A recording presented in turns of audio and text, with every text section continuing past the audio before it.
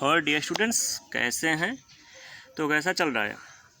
तो बस आज हमें भी मन हुआ कि आप लोगों से थोड़ी बात की जाए। बहुत दिन हो गए थे, आप लोगों से मुलाकात नहीं हो पा रही है इस समय। उम्मीद करता हूं कि आप सब अपने एग्ज़ाम्स की तैयारी कर रहे होंगे। उम्मीद ही कर सकता हूं, क्योंकि वैसे भी समय जब ज़्यादा हो जाता है तो हम समय का उपयोग नहीं करते हैं। ये आपकी नहीं, सबकी समस्या है, मेरी भी समस्या है, आपकी सबकी समस्या है कि जब हमारे पास समय ज़्यादा रहता है तो हम चीज़ को आगे पे टालते हैं कि कल किया जाए, बाद में किया जाए या कब किया जाए। ये सबके साथ ऐसा होता है। पर समय है कि हम समय का अच्छे से उपयोग करें और अपनी स्टडी को कंटिन्यू रखें।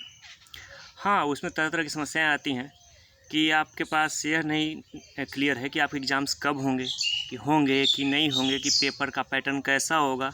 तो उसके लिए तो सिर्फ वेट एंड वॉच यही कहा जा सकता है।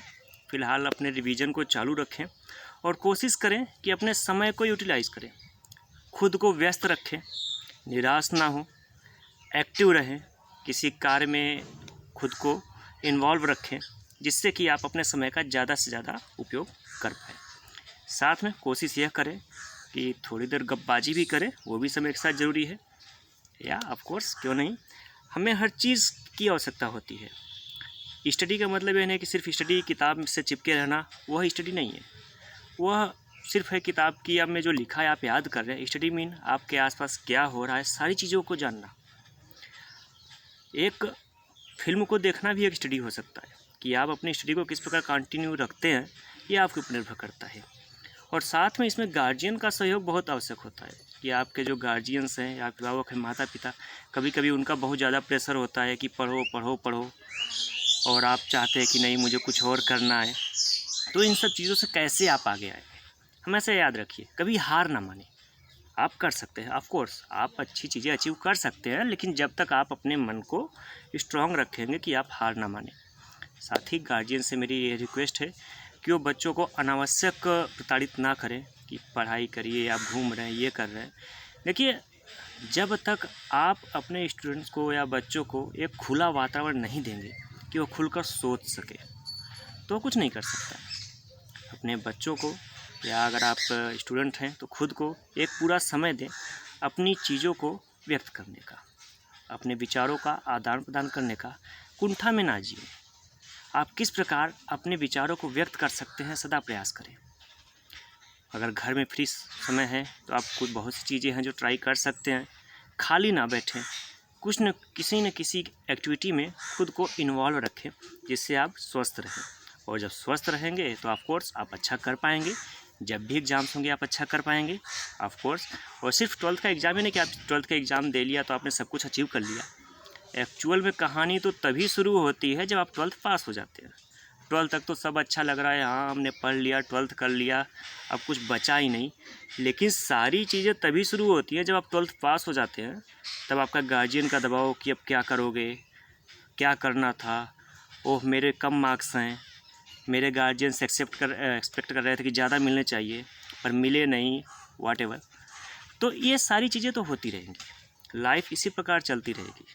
पर कभी भी हताश ना हो। जैसे आजकल देख रहे हैं कोविड के कारण कितने लोगों की कैजुअलिटीज़ हो रही हैं।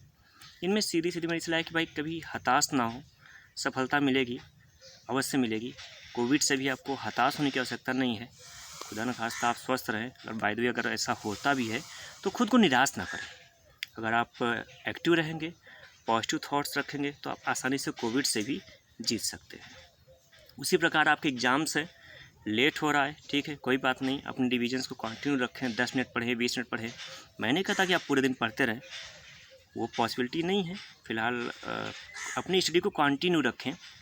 उससे बोरियत होगी, स्वाभाविक होगी, उससे पार पाने के लिए आप फिल्म्स देख सकते हैं, अपने मनपसंद कुछ सॉन्ग्स भी सुन सकते हैं, या कुछ आप घर की एक्टिविटीज़ में हाथ बटा सकते हैं, अपने माता पिता की मदद कर सकते हैं, व्हाटएवर जो भी हो।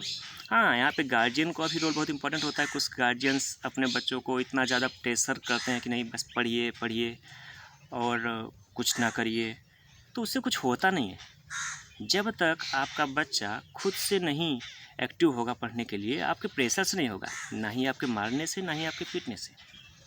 तो जिज्ञासा कहते ना कि बच्चे, जैसे छोटा बच्चा है, सीखने के लिए कितना जिज्ञासु रहता है, वह जिज्ञासा होनी चाहिए, और वह तभी होगी जब आप अपने विचारों को व्यक्त करेंगे। तो यह खाली समय यही है कि अपने विचारों को खुलकर व्यक्त करें, आस पास घूमें। थोड़ा बहुत घूमने का मतलब ये नहीं कह रहा हूँ कि मैं कोरोना काल में आप कहीं भी निकल जाइए, लेकिन लोगों से थोड़ा बहुत बातचीत कीजिए, अपनी कुछ कार्य में इन्वॉल्व रहिए, कुछ छोटी मोटी एक्टिविटीज़ करिए, साथ में रिवीजन को भी कंटिन्यू रखें, और बिल्कुल भी हताश ना हो।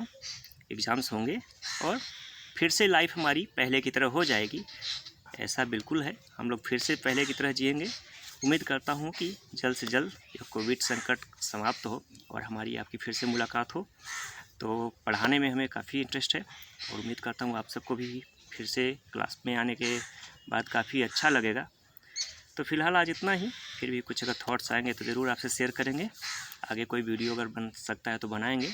समय बहुत ज़्यादा है, इसलिए समय का अभाव है, दिक्कत यही है सारी। तो समय ज़्यादा रहने पे हमारे पास बस एक ही होता है क्या करना है, तो किस प्रकार उसको हम सॉल्व कर पाते हैं, वही बड़ी समस्या है। तो बेस्ट ऑफ लक। उम्मीद करता हूँ कि जल्द से जल्द हम कोविड संकट से बाहर निकलें और हम आप सब मिल सकें। धन्यवाद। Take care. Bye bye.